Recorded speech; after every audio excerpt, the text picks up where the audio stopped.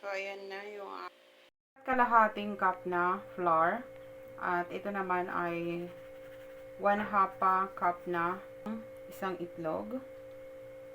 Kalahating star margarine ang gamit ko.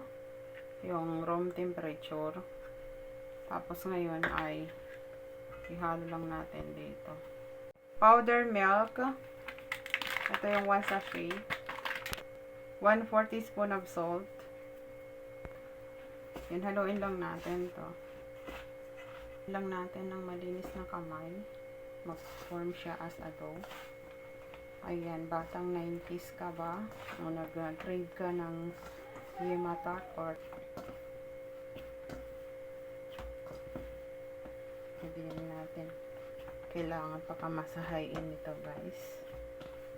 Lalagyan na natin sa hulmahan ng Yematak. Punasan lang natin ng margarine. Yung masahiin yung dough, i-rest lang natin to ng 10 minutes. Rest lang natin to, kuberan natin ng tela.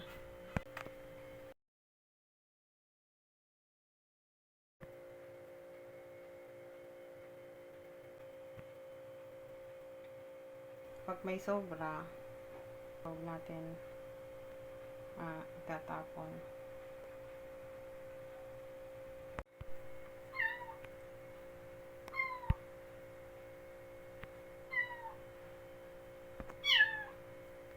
So, ngayon, yung mga stritas sa dulo, pati lang yan gaganyanin.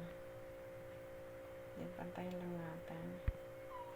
Maganda tong pang business din. Alok natin siya ng tinidor.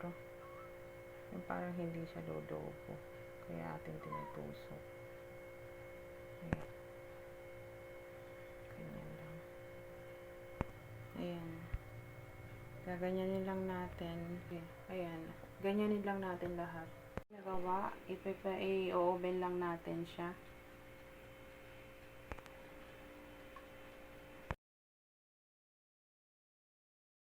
$15 minutes natin lulutuin to, and then 180 yung kanyang init.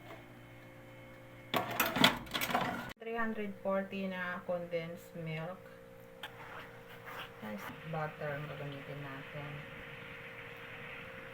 Ating ginagawa, mag-set naman, mag-count naman tayo ng 5 minutes. 5 minutes, katamtamang apoy lang, mahinang apoy, yema. Yan, habang mainit pa, lagay na natin to kasi pag tumigas, yema na ang kadating niya, guys.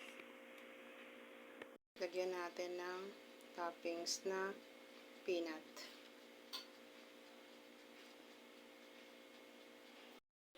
Lagay lang natin Yema tart. Yema tart. Wow. Ang sarap. Kung batang 90s kayo, na-miss nyo to, gawin nyo to. Yummy.